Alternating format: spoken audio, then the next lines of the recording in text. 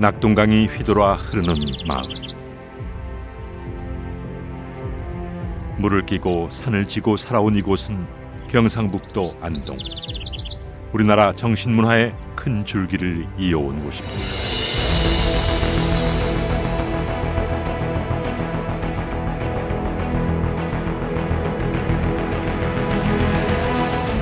태백산맥의 끝자락 천등산.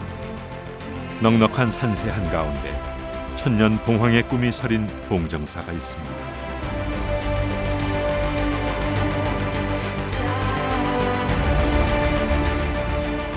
깨달음을 얻기 위한 많은 발걸음이 이곳으로 이어졌습니다. 그 옛날 구도자들을 품었던 봉정사의 천년을 돌아봅니다.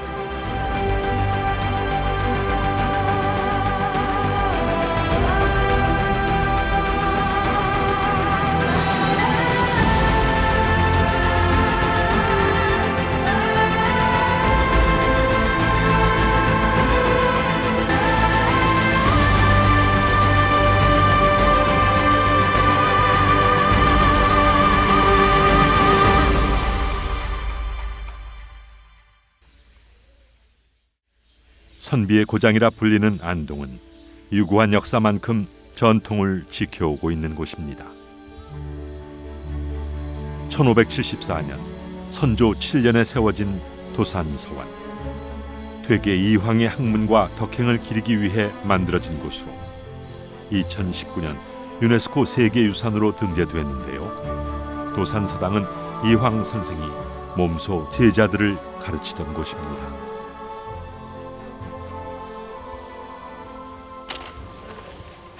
많은 유생들이 포를 들고 상덕사 앞마당으로 들어섭니다.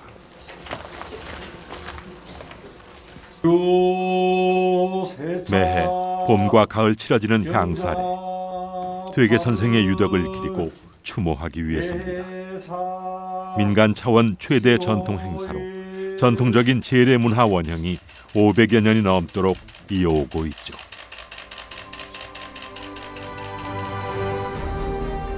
서해 유성룡 선생이 제자들을 가르치던 병산서원. 서원 철필형에도 회철되지 않고 지켜온 병산서원 역시 유네스코 세계유산에 등재됐습니다.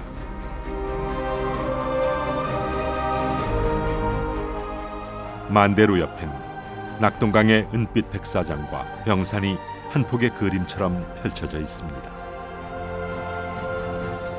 이곳에서 우리나라 유교의 정신과 문화가 꽃피어났죠.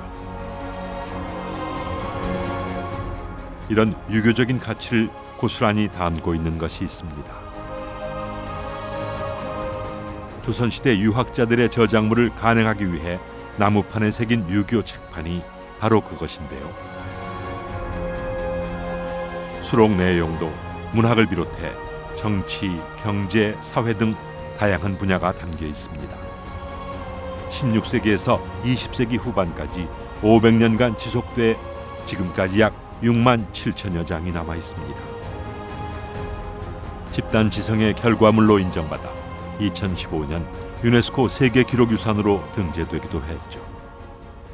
조선 왕조가 500년인데 그 500년 동안 지나오면서 정말 오늘날 21세기 현대에 필요하는 인류 사회에서 필요하는 유가적 가치들이 이렇게 녹아 담겨 있기 때문에 우리뿐만 아니라 이 세계사적으로 또 세계사적으로 출판 어떤 문화사적 측면에서 본다고 해도 특출한 어떤 가치가 이제 있다고 생각합니다. 강물이 마을을 감싸고 돈다 하여 이름 붙여진 하회. 도산, 병산, 서원과 함께 안동을 대표하는 명소입니다. 풍산유 씨가 600여 년간 살아온 우리나라의 대표적인 집성촌인 하회마을. 고색창연한 고택과 서원들이 수백 년의 시공간을 초월해 유교 정신의 맥을 이어오고 있습니다.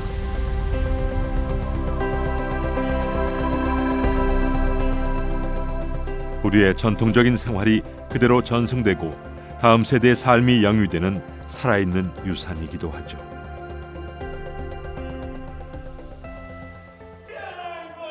하회 마을엔 양반과 서민의 삶이 공존하고 있습니다. 당시 신분 질서와 농사일에 눌렸던 서민들의 삶, 그 응어리를 해소하는 축제가 바로 하회 별신구 탈놀이였습니다. 신에 대한 신앙적 의미와 함께 신분을 벗어나 마을 공동체가 함께 즐기는 놀이였죠.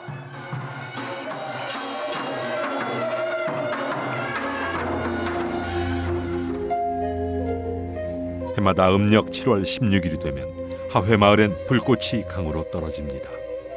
강 건너 부용대와 만송적을 잇는 줄에 숯을 매달고 불을 놓으면 숯이 차례로 타들어갑니다. 까만 밤하늘을 은은하게 밝히는 줄불놀이는 당시 하회 선비들의 놀이문화였습니다.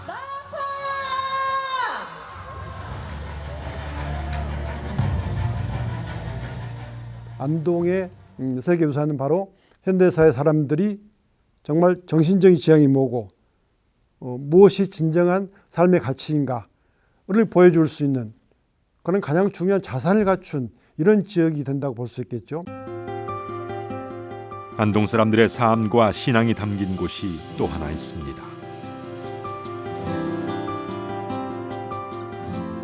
태백산맥 끝자락 천등산 남쪽 기슭에 봉황이 알을 품은 듯 아늑하게 들어앉은 봉정사.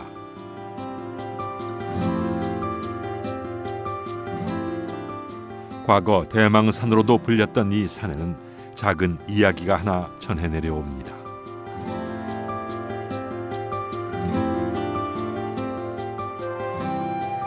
대망산 기슭 바위굴에서 수행 중이던 소년이 있었습니다. 밤낮을 잊고 어두운 굴 속에서 수행에 정진하길 10년. 소년의 도력에 감복한 옥황상제가 하늘에 빛을 내려 굴 안을 환하게 밝혔는데요. 이후 이 산을 천등산으로 이름짓고 깨달음을 얻은 바위굴은 천둥굴이 되었습니다. 훗날 소년이 능인 대사가 되어 종이 봉황을 접어 날리니 그 봉황이 내려앉은 곳이 봉정사의 시작입니다.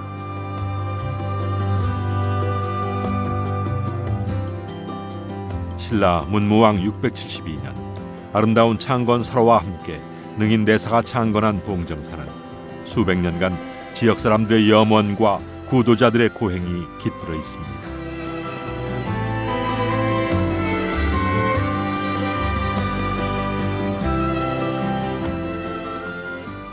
초봄, 봉정사 뜰에 벚꽃이 흐드러지게 피었습니다. 오늘도 봉정사엔 사람들의 발길이 이어집니다. 갖은 억압과 전란에도 사라지지 않고 1600년 한국 불교의 법맥을 이어가고 있는 봉정사는 지난 2018년 유네스코 세계유산 산사, 한국의 산지 승원 중 하나로 당당히 이름을 올리죠. 처음에 보통 이제 절을 하면 전부 템플로 번역을 했는데 저도 강력하게 주장을 했고 우리 절은 그런 신년 개념의 템플하고는 전혀 다르다. 그래서 우리가 우리 산사의 가장 중요한 정신이라고 꼽았던 수행 공동체, 신앙 공동체 이런 얘기를 표현하는 것은 템플은 적합하지 않다. 그래서 그것이 영어 전문가에게도 정확하게 인식이 되었고 그래서 우리가 표현을 바꾸고 아예 그러면은 한국의 특성을 살려보자 해가지고 소리나는 대로 산사라고 써서 다행히 그게 통과가 됐는데 그런 점에서 우리가 이 산사의 의미를 우리나라의 독자적이면서도 보편성을 알리는 좋은 계기가 됐다고 생각을 합니다.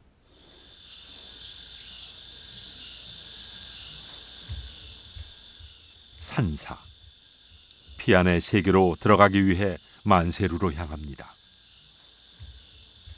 밖에선 아무것도 보이지 않던 것이 몸을 한껏 낮춰 계단을 오르니 비로소 눈앞에 펼쳐진 새로운 세계. 절집으로 오는 동안 품었던 마음조차도 내려놓습니다. 불교 건축, 우리 건축은 한꺼번에 모든 걸 다 보여주지 않거든요. 부분적으로 조금씩 보여주는 방법을 택하거든요. 그리고 항상 누대 밑으로 이제 진입하게 만들면서 다시 이제 시선의 이 차이에 따라서 보이는 방법이 점점 다릅니다. 그래서 드디어 이윽고 올라가면 전체가 이제 다 볼 수 있는 게, 그것은 그때 보는 그런 대웅전의 풍경만 아니라 이미 지나온 모든 풍경에 대한 기억과 함께 보기 때문에 전체가 이 마음에 굉장히 충만하게 되는 결과라서 굉장히 정신이 풍요로워지는 그런 상태에 이르지 않을까, 그렇게 저는 보고 있습니다. 봉정사의 가람 배치는 다른 산사들과 조금 다릅니다. 사대부 가옥처럼 미음자의 중정형 구조로 이루어져 있죠. 위에서 아래로 물이 흐르듯 막힘없이 주변 지형과 조화를 이룹니다. 산 본연의 형상은 손상시키지 않고 자락을 찾아 단을 만들어 규모 있게 전각들을 배치해 만다라의 세계를 자연스럽게 만들어 놓았습니다. 주변 자연 경관을 경계로 삼은 봉정사엔 어느 것 하나 허투루 놓인 것이 없습니다. 마당에 편한 풀도 도량과 함께 세월을 보냈습니다. 화암의 가장 핵심이라고 하는 것은 상호간의 관계성입니다. 나와 너가 다를 게 없고, 그래서 서로 일과 일체가 모두 함께 할 수 있다는 그러한 의미에서 보자면은 모두가 중요한 것인데, 그러기 위해서 각각의 의미를 두고, 또 이것은 이 절을 자라갖고 있는 그 터전뿐이 아니라 주변과도 조화를 껴야 됩니다. 그런 원흉과 조화를 강조하는 화암사상은 당연히 봉정사에도 깔려 있고, 또 우리 산사의 정신의 한 부분이라고 할 수도 있겠습니다.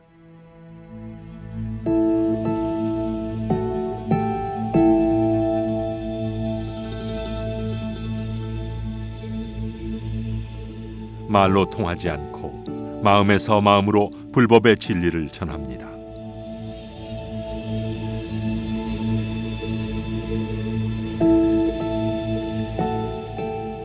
오랜 시간 내려온 부처님의 염화 미소가 봉정사의 꽃으로 다시 피어납니다. 봉정사 극락전.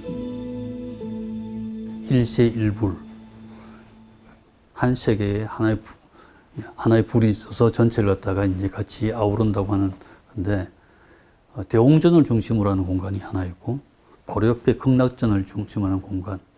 대웅전을 중심으로 하는 공간 하나만 있으면 이게 이제 불교 건축의 핵심이거든요. 만다라 세계를 갖다가 이제 이 표현에 있는데, 이 하나만 있지 않고 또 하나의 공간이 있다고 하는 거죠.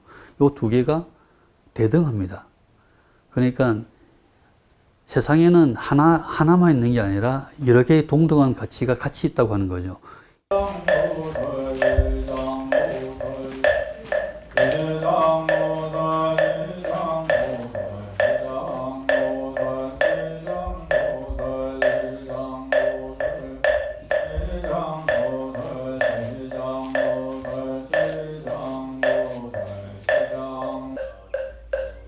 대웅전과 함께 봉정사를 이루는 큰 축인 극락전.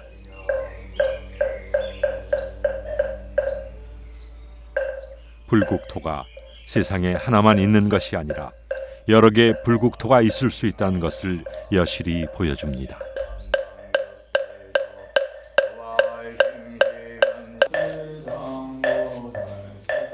(1600년의) 시간을 지켜온 봉정사 극락전엔 무수히 많은 이야기가 담겨 있습니다. 1972년 극락전을 해체 수리하는 과정에서 발견된 기록문. 대들보 속에 숨어있던 상량문에서 1363년에 지붕을 중수했다는 사실이 드러나면서 봉정사 극락전은 세간의 주목을 받았습니다. 목적 건물을 대략 150년마다 중수한다고 볼 때 극락전은 적어도 1200년대 초반에 지어진 건물이라 추측할 수 있는 기틀이 마련된 셈이죠.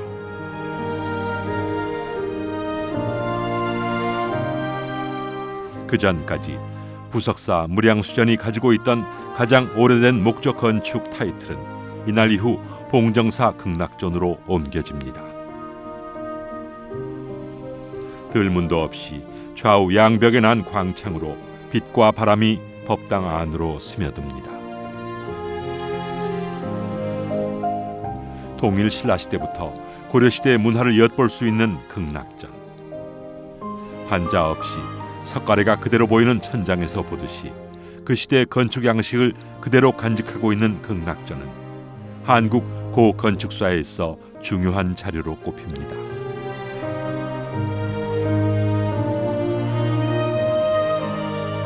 정면 3칸, 측면 4칸의 작은 법당으로 우리나라 주심포계의 대표적인 건축물이기도 합니다.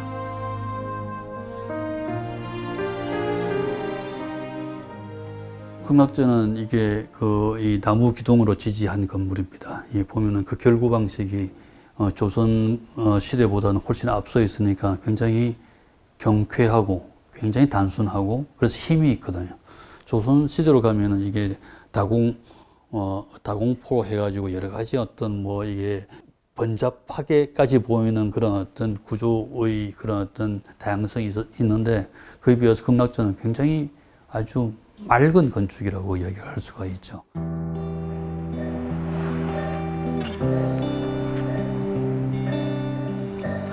번뇌가 없고 평화로운 땅, 자성미타 유심정토.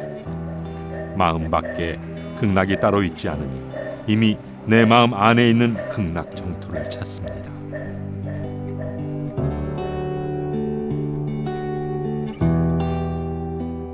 아미타불이 모셔진 극락전엔 오늘도 중생들의 발길이 이어집니다.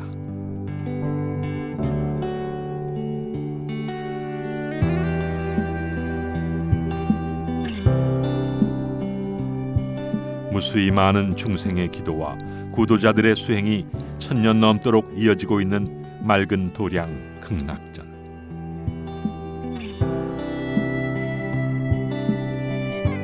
작은 광창으로 제한된 빛이 들어올 때면 극락전의 성스러움은 더욱 극대화됩니다.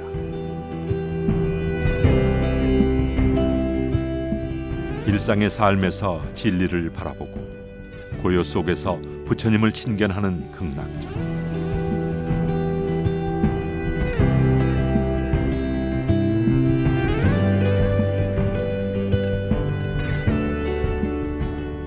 한국 고건축의 역사를 다시 쓴 이곳에는 진실이 하나 더 숨어 있습니다.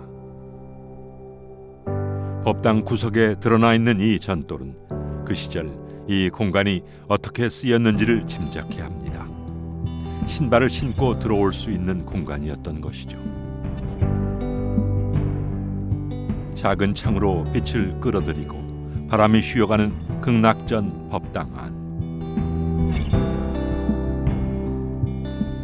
중생들에게 정토 왕생의 길을 열어주는 아미타 부처를 모신 이곳은 모든 것이 열려 있습니다.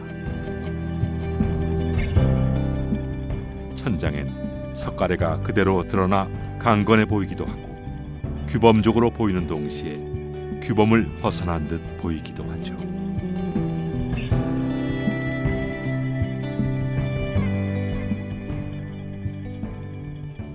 서양 건축의 어떤 종교 건축들 보면은 찾아가는 사람을 굉장히 이제 작게 만들거든요. 너는 죄인이고, 너는 아무 가치가 없는 존재고, 여기 와서 빌어. 그래서 온갖 그런 어떤 과시, 장식이 굉장히 많고, 어마어마한 어떤 공간 질서를 가지고, 위계적 순서를 가지고 사람을 갖다 그냥, 나는 죄인으로서이다. 이렇게 빌게 만드는 그런 어떤 것이 있어서 어떤 곳은 참 가기가 싫어요. 근데 우리나라 사찰은 그렇지 않거든요. 그냥 항상 가고 싶고 머물고 싶게 만드는 곳이 우리 사찰이라서 다른 류의 종교시설하고는 참 차이가 많이 난다고 생각을 늘 하고 있습니다.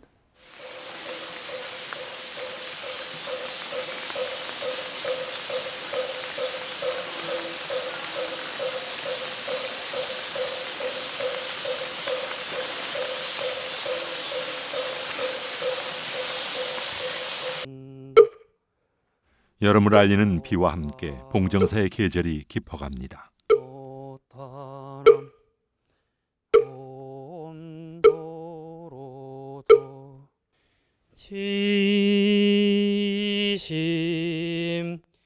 새벽, 스님의 예불 소리가 몸과 마음 그리고 자연의 하루를 깨웁니다.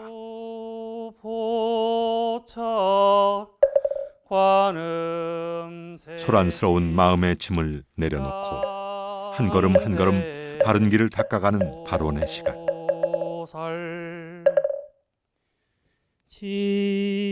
법당한 부처님의 시선은 어디를 향하고 우리의 마음은 어디를 향하고 있습니까?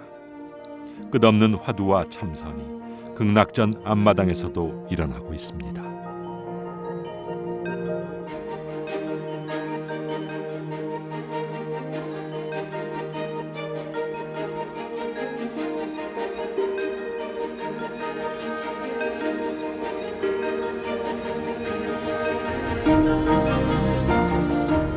봉정사 경내에 수령도 모양도 제각각인 나무들이 질비합니다.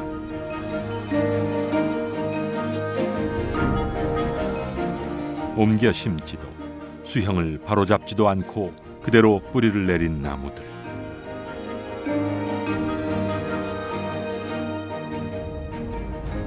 이것이 봉정사가 살아가는 방식입니다. 경사진 산지에 터를 잡았으나 자연을 허물지 않고 오히려 하나인 듯 조심스레 녹아 들어가는 것이죠. 시간의 흐름과 바람의 변화를 한 호흡으로 살아가는 세계.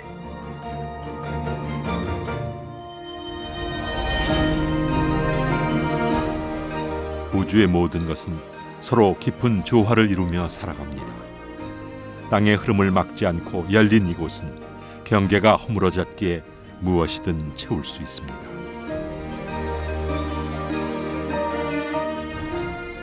그것은 마음의 바탕을 살피는 수행의 시간이 될 수도, 진정한 나를 마주하는 성찰이 될 수도 있겠죠. 자연을 지배하려고 드는 그런 욕망도 버리고, 그리고 자연에 그냥 이게 움츠려들려는 그런 졸렬함도 이겨낸, 아주 그 사찰이 없었으면은 그 풍경이 아무 가치가 없지 않았을까 할 정도로 기가 막힌 그런 어떤 조화를 이루고 있는 게 탁월한 장소에 관한 해석이고요. 또 하나는 그 안에 놓여지는 건축물들이 한 동이 아니지 않습니까? 여러 개의 동으로 이루어지는 공간의 구성이 참 다이나믹하고 굉장히 다양합니다. 선과 교학, 연부를 중시하는 산문 수행의 형태가 잘 나타나 있습니다. 봉정사에서 눈길을 끄는 것 중 하나는 4개의 건물이 둘러싸고 있는 마당입니다. 폐쇄된 공간인 듯하지만 사방으로 열려 있어 만남의 장이 되기도 하고 우리나라 불교 정신을 그대로 담고 있는 공간이기도 하죠. 대웅전 앞마당은 엄숙하고 침묵이 지배하는 듯하고 극락전 앞은 자유롭고 따뜻합니다. 불확정적 비움이라고 우리는 얘기를 하죠. 비워져 있는데 이는 확정되지 않은 비움. 그러니까 그 안에서 어떤 일이 일어날 수도 있는 거죠. 애들이 놀아도 괜찮고 제사를 지내든 거기에서 노동을 하든 축제를 하든 다 일어날 수 있는 일인데 그 일이 다 끝이 나고 나면은 다 사라지고 그 장소는 비워져서 거주하는 사람으로 하여금 사유의 세계로 인도하는 게 우리의 마당이거든요. 봉정사의 중심, 대웅전으로 발걸음을 옮깁니다.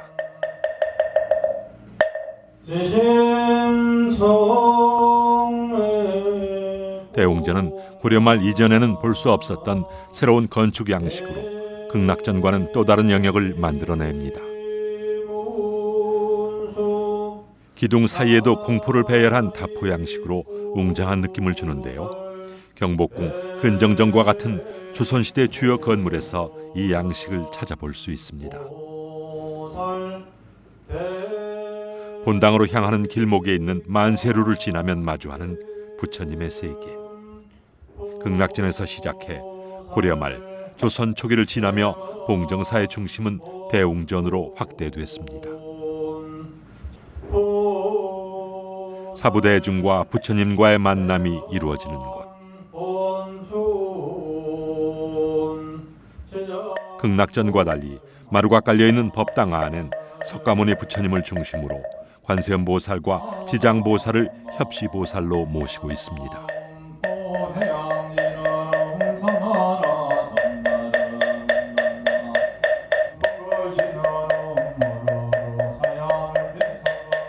조선 후기에 들어서 신앙 공동체라고 우리가 표현했는데 정말 신앙이 활성화됩니다.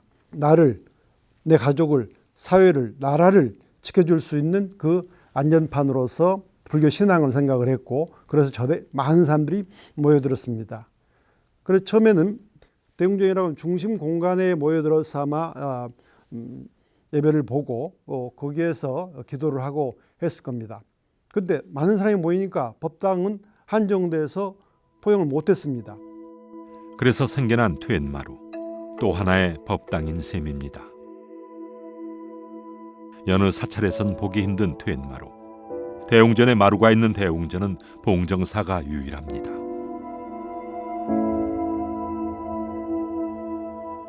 그 옛날 법당 안팎을 채운 많은 사람들의 발원이 마루 골골이 스며들어 있습니다.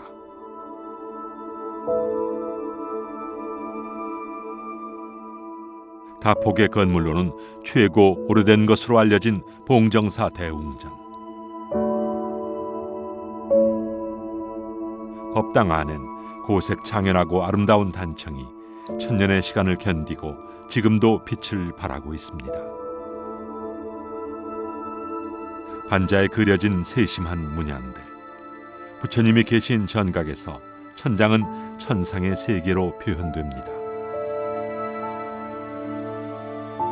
경전에선 부처님이 계신 극락에는 항상 꽃이 날고 있다고 전합니다.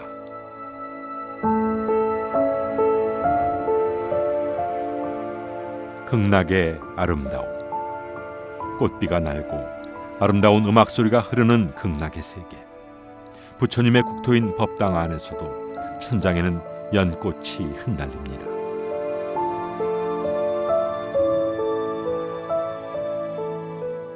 우리나라에 그 조선 전기 건물이 별로 남아있지 않아서 중요하고, 또 건물 자체가 굉장히 안정적이고 단아한 그런 모습을 갖추고 있고, 또 건물에 들어가 보면은 내부의 그 단청이 굉장히 고색 창연하고 아름답습니다. 양식이나 채색 같은 것을 봤을 때 거의 원형을 갖고 있다고 저희는 보고 있습니다. 원래의 그 불화는, 단청과 불화는 석체를 사용합니다. 광물성의 천연 안료를 사용을 하고 있습니다. 그래서 내구성이 강하죠. 그리고 이제 단청을 칠한 다음에 그 목재의 보호라든지 해충을 방지하기 위해서 거기다 기름을 바릅니다. 그래서 그것이 이제 그 오래 그 내구성이 강합니다.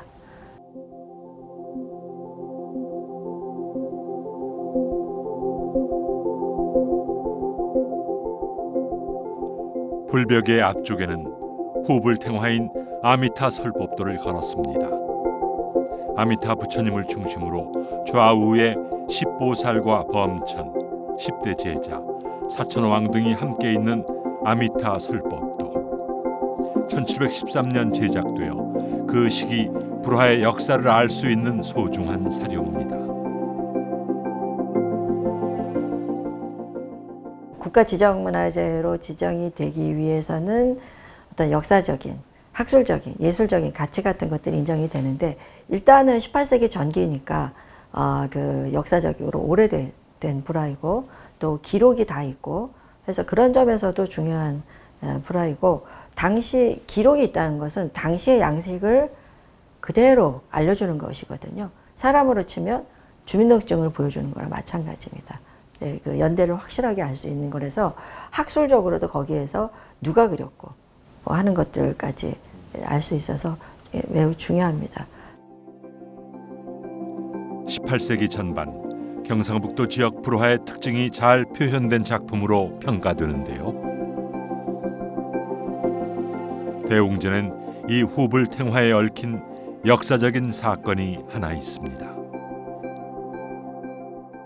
1997년에 후불탱화를 보수하려고 후불탱화를 떼어내니까 그 뒤 후불벽에 아주 오래된 그 벽화가 드러났습니다. 그 떼어내서 그거 벽화를 보니까 저는 정말 깜짝 놀랐습니다. 이거는 그 조선 전기의 불화의 양식을 알 수 있는 굉장히 중요한 작품이다라고 직감을 할 수가 있었습니다. 조선 초기의 불화 자료가 희귀한 현실에서 발견된 후불벽화. 마치 가뭄의 단비처럼 대웅전의 후불벽화는 우리나라 불화의 도상과 양식을 연구하는 데 많은 도움을 주고 있습니다. 대웅전 역시 오랜 세월을 지나오면서 벽화를 지탱하고 있던 벽체가 뒤틀리면서 벽화도 손상을 입었는데요. 그럼에도 초기에 그려졌다는 사실을 입증할 만한 요소는 여전히 남아 있었습니다. 이제 하나는 이제 화면을 구성하는 테두리. 그러니까 보통 이제 태화에서 화면은 그냥 이렇게 윤곽선을 그리는데 이거는 경전변상도의 그 테두리를 구획하는 것처럼 꽃무늬로 이렇게 둘렀어요. 또 하나 중요한 거는 뭐냐면 보통 영산회상도의 석가모니 부처님은 항마촉진을 취하고 있는데 조선 전기의 그 법화경 영산회상도의 본존불은 항마촉진을 취하고 있지 않습니다. 설법인을 하시고 계십니다. 영산회상도에서 부처님이 항마촉진을 취하는 것은 1589년 즉 16세기 후반부터 나옵니다. 깨달음을 찾아가는 길.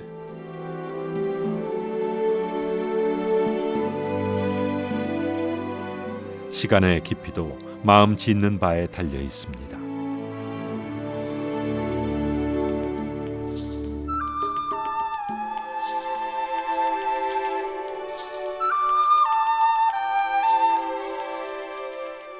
거닐고 머물고 행하는 모든 것이 수행인 화엄도량.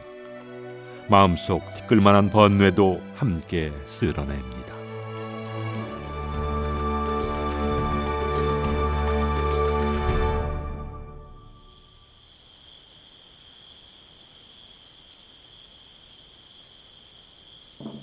공정사에도 가을이 찾아왔습니다.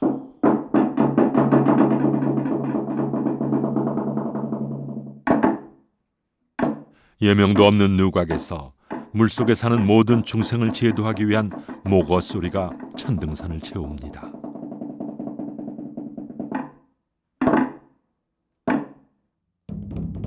축생을 비롯한 땅 위의 중생들에게 불법을 전하기 위한 법고 소리가 지축을 흔들고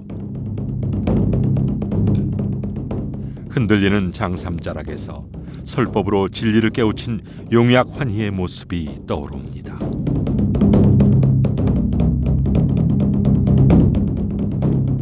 나무와 가죽에 의지하여 소리가 나지만 법고 소리는 과거에도 공이고 미래에도 공이며 지금도 공입니다.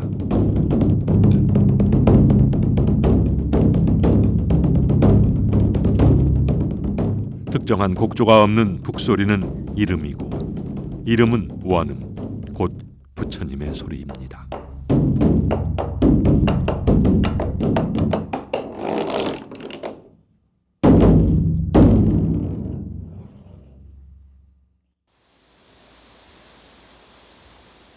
투명한 구슬 그물.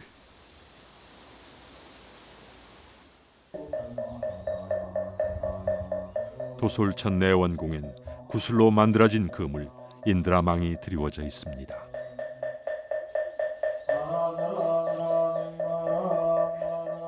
그물 코마다 투명 구슬이 박혀 있어 우주 삼라만상이 휘황찬란하게 투영되죠. 삼라만상이 투영된 구슬은 서로 다른 구슬을 비춥니다.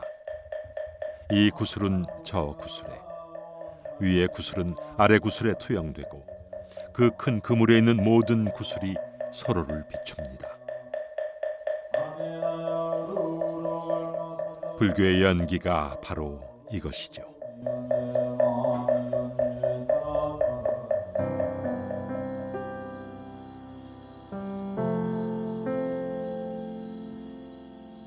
다른 것과 떨어져 전혀 다른 것으로 존재할 수 없고 서로를 비추는 구슬처럼 서로가 서로에게 때려야 뗄 수 없는 중중무진의 세계.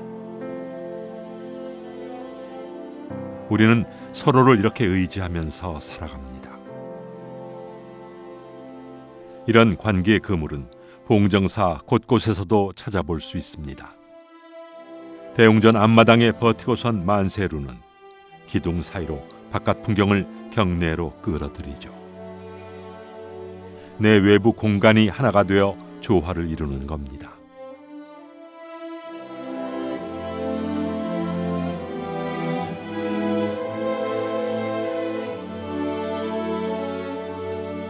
또 내 스스로가 다른 이의 경치가 돼주기도 하죠. 자연과 벗을 삼아 담소를 나누던 만세루. 교류와 화합의 이 공간에 대한 기록은 덕이 빛나는 누각, 덕휘루라는 이름으로 남아 있습니다. 불교에선 쉽게 찾아보기 힘든 누각의 이름. 본당에 들어가는 만남의 장으로 불교와 유교가 공존하기 위해 만들어진 것은 아닐까요? 봉정사가 단순히 불교 신앙의 중심처뿐이 아니라 안동 지역의 유학자들과의 교류가 있었다는 것을 봉정사 계곡에 자리한 명옥대를 통해서 알 수 있습니다. 바위에서 흐르는 물소리가 아름답다 해서 이름 붙여진 명옥대는 퇴계 이황 선생이 제자들을 가르쳤던 장소입니다. 조선시대 사찰은 출판 문화의 중심지였습니다. 퇴계 선생을 비롯해 여러 유학자의 문집이 봉정사를 통해 간행되기도 했죠. 봉정사를 자주 찾았던 퇴계 이황과 그의 제자들. 그래서인지 18세기와 19세기로 넘어와도 유학자들이 불교에 대한 토론을 벌이고 스님과의 교류도 많아지는 일이 생기게 됩니다. 유학자들에게 가장 익숙한 불교 내용은 화엄이었습니다. 왜냐하면 중국의 송대 이래로 역시 중국도 교학의 중심에 화엄이 있었고, 그래서 조금이라도 불교에 관심 있는 사람들은 그러한 화엄관계 책을 읽곤 했던 것이 아마 조선에서도 전승되지 않았을까 싶습니다. 그래서 내가 선에 대해서는 그 정신세계를 글로 표현하는 것은 사실 간단한 일이 아니었기 때문에 뭐 불교에 대해서 안다라고 얘기하거나 할 때는 아마 화엄 구절이 많이 떠올랐겠죠. 이거는 자신들뿐이 아니라 앞에 선배들도 그래왔기 때문에 아마 자연스러운 일이었을 것 같습니다. 그런 점에서 화엄의 본고장이기도 했던 이 봉정사에 와서 함께 스님과 얘기를 나누고 자신의 불교 지식도 교류하고 그러면서 인적 교류가 만들어졌는데, 그 교류를 더 끈끈하게 맺는 데는 이러한 출판을 중심으로 한 실질적인 필요에 의한 그런 관계가 아주 중요한 토대가 되었다고 봅니다.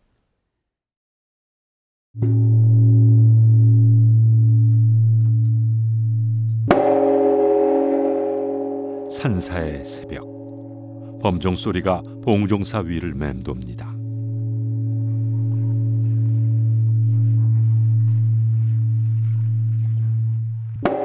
스물여덟 번의 타종은 욕계 6천과 색계 18천, 무색계 4천, 합쳐서 28천의 모든 하늘나라 대중에게 부처님의 도량을 알리는 소리.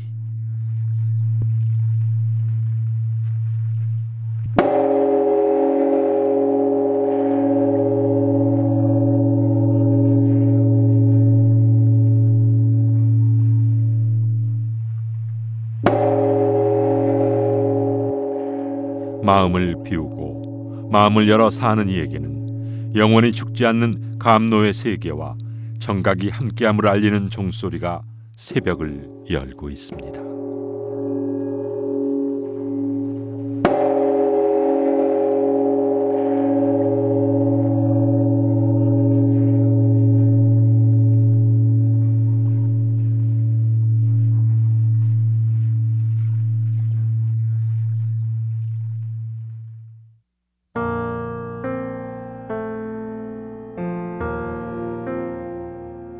천등산 곳곳을 물들이는 단풍의 향연, 봉정사도 예외는 아닙니다.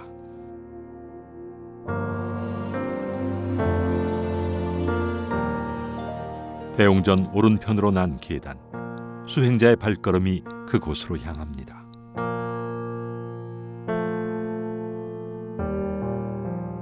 계단을 오르면 만나게 되는 또 하나의 공간, 봉정사의 부소가 암자인 영산암입니다.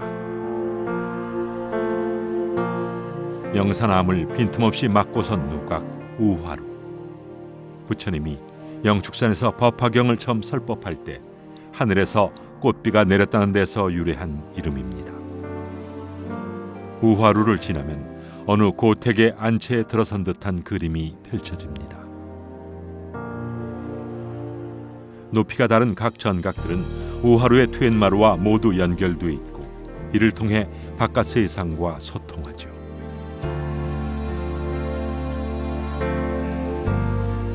영산암도 봉정사와 마찬가지로 땅의 높이 변화에 순응해 건물을 안 치고 자연의 흐름을 거스르지 않았습니다. 이거는 정말 한국 건축의 보물 중에 저는 보물이라고 생각을 하거든요. 그 영산암이 가지고 있는 비움의 미학, 얼핏 보면 보잘것없어요. 저는 그게 보면은 봉정사의 극락전을 지었던 사람들인데, 대웅전을 지었던 사람들인데 영산암을 갖다가 그렇게 그만큼 못 지을 리가 없는데 왜 저렇게 했을까? 제가 믿기로는 잘나려고 하는 그런 마음마저 버린 그런 결과가 영산암이라고 하는 그 지극히 아름다운 비움을 만드는 게 아닌가 이렇게 생각되어서 이 봉정사는 가장 핵심적인 부분을 담고 있다고 저는 그렇게 늘 주장하고 있습니다. 사바세계와 극락세계의 경계에 선 우화루는 모든 것을 비우게 하는 공간입니다. 필요한 것만 다듬고 자연 속도 놓여진 대로 바위를 뚫고 자라난 반송도, 자연 친화적인 공간 구성이 그대로 드러나는 현장. 영산암의 중심 불전인 응진전, 과거, 현재, 미래의 삼세불과 16나한상을 모시고 있습니다. 세계유산 산사 중 암자가 포함된 곳은 봉정사가 유일합니다. 영산암만이 가진 독특한 특징이 있기에 가능했는데요. 응진전을 중심으로 독자적인 신앙 활동이 이루어지고 스님들의 수행과 생활이 막힘없이 이어지기 때문입니다.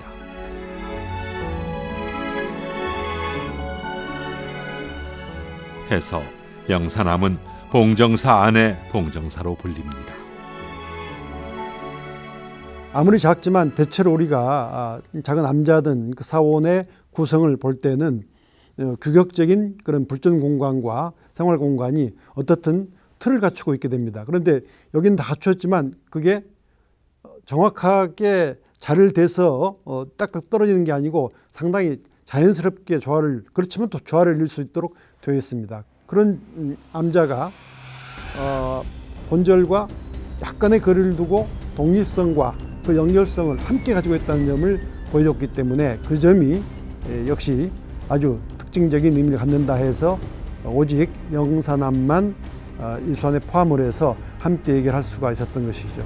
시면을 살피고 분별의 경계를 허물고 수행과 성찰의 공간에서 인드라망의 투명 구슬처럼 우리는 서로를 비추며 살아갑니다.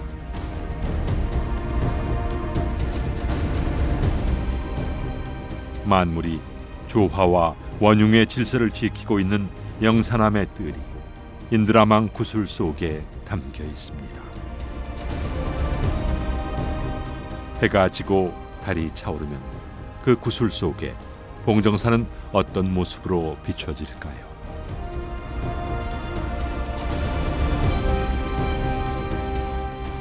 봉정사가 지금의 모습을 아마 크게 바꾸지 않는 게 제일 첫 번째 중요한 과제인 것 같습니다. 왜냐하면 세계유산이 되거나 했을 경우에 거기에 걸맞게 자꾸 크게 모습을 바꿔가는 그런 현상들이 많이 나타나는데, 봉정사는 처음부터 그랬듯이 이것은 큰 규모가 아니고 그 규모에서 정말 자연과 더불어 하는 그런 수행 공동체이자 신앙 공동체라는 것이 가장 중요한 본질성, 진정성으로서 평가를 받은 것입니다. 그렇기 때문에 봉정사의 앞으로의 미래도 결국 거기서 출발을 해야 된다고 봅니다. 봉정사는 살아 있습니다. 지금도 이곳은 학습과 수행, 더불어 신앙과 생활이 이어지고 있습니다. 이곳을 지키는 스님과 일주문을 넘어 찾는 중생들에 의해 변화하고 진화하고 있죠. 그러나 자연과 함께하는 수행 공동체와 신앙 공동체라는 가장 중요한 본질은 변하지 않을 겁니다.